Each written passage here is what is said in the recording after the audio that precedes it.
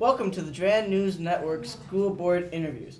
We will be interviewing 3 board members up for re-election. First, we have Paul Hoch with us. Welcome, Mr. Paul. Thank you. Please first tell us about yourself. Well, I'm married and I've lived in Durand for 30 plus years, taxpayer. Have 3 children, all who have graduated or attend school here. Alethea and Ryan both have graduated. And Tyler, who's a junior, been on the school board for 10 years, served 5 of them as the president and 3 of them as the vice president. And I've been on numerous committees, finance, budget, personnel, those types of things. Also serve on the CISA Board of Education, CISA 11, which is a cooperative education thing that serves the Durand area. I've been on that for 6 years. The latest figures indicate the Durand School Board District has a projected budget deficit of approximately $614,000. What are your plans to deal with this deficit?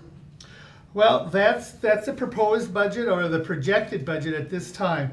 Hopefully that figure will go down as we work through the budget process, which needs to be done by July, in time for the school year to start. But the budget itself and cutting has always been an issue as long as the 10 years I've been on the board, and that's why I originally got on the board, was because we were doing budget cuts and I was concerned about what was being done and what effect it would have on our students.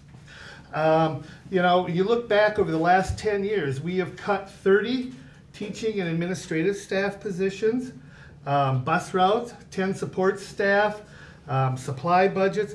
You know, we're to the point where we have cut just about everything that we can possibly cut, or what I call the easy cuts. So there's really not much room to cut anymore. We've been doing some discussing. You know, budgeting has now become a year-round thing for the school districts. So we've been working on this, and we've got some projections already in, and one of them has included laying off an administrator. Further bus route cuts are being looked at, along with reducing, we reduced the size of the school board, which is one reason why 2 of us are running against each other. And of looking at maybe reconfiguring where kids attend school.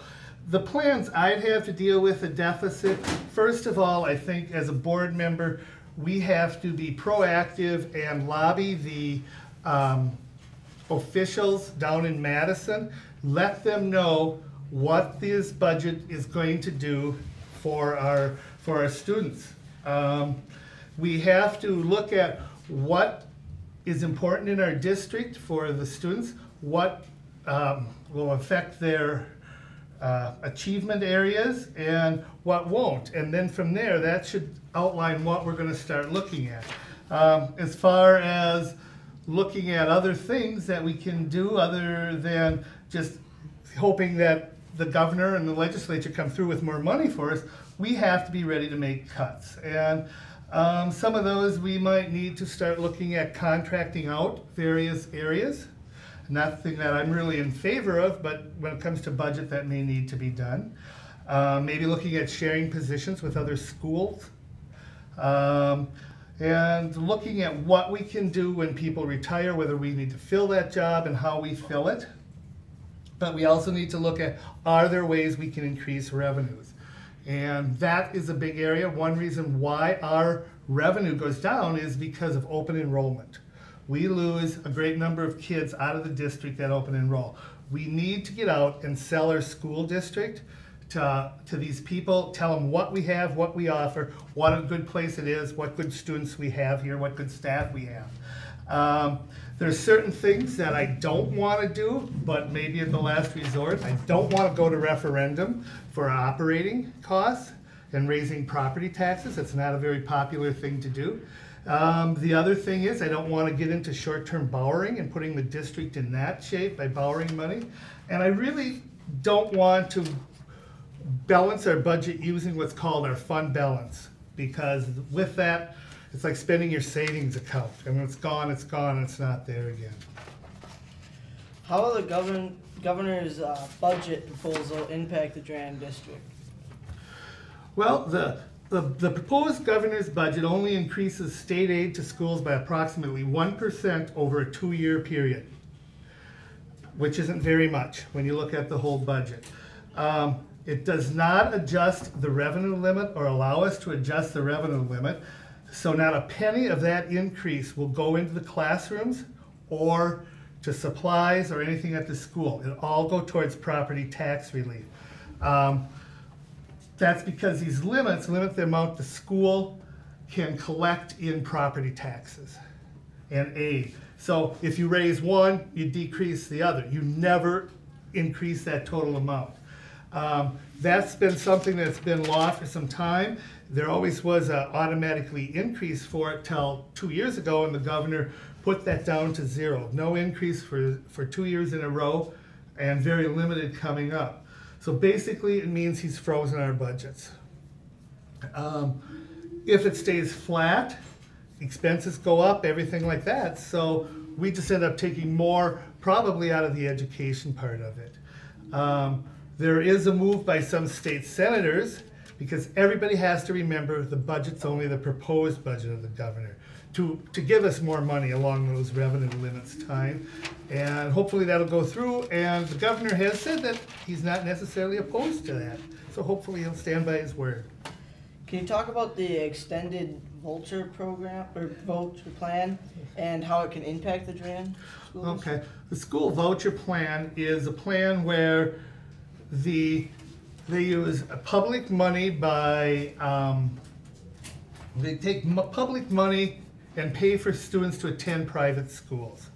It started in Milwaukee and has expanded, and now they're talking about expanding it to 9 schools, but when you read the information from organizations that favor voucher schools, they want it to really go statewide. Of the amount they're currently paying, they're paying $6,442 for every student they send to private school. They're going to increase that to $7,050 for elementary and $7,856 for high school. Now, out of that, the state pays almost 62% of that amount, which means the districts pick up the rest. The state only has so much money. Look at it as a pie, and they can only cut it so many ways. So if they're paying more there, that reduces the money available to pay for aids to public school.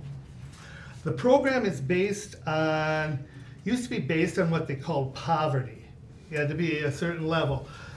They now look at the poverty level. A family of 4 can make almost $72,000 and still be eligible for these programs, which is more than the average salary is in our school district. So would be quite a bit. So not only what's Milwaukee and the other voucher schools are siphoning off from us, if it expands, we would have probably, depending how it's expanded, a number of schools that would maybe be starting to draw students from us, and we would lose that money. Not only the state aid, but we also can't count them, so we don't get any revenue for them, which causes us to go down. You know, bigger concerns about that is there's very little accountability to these voucher schools as compared to the public schools. How they hire teachers, who they employ. They're not required to do the state report card. They're not required to accept anybody. They can pick and choose what students they want. That's where you go back to the voucher about for poor students, and started in Milwaukee. What they've seen there is the vouchers, there's more kids who want to be in the program than there are. It goes into a lottery, so it might not be the poor kids and the ones at the poorest schools who get the vouchers.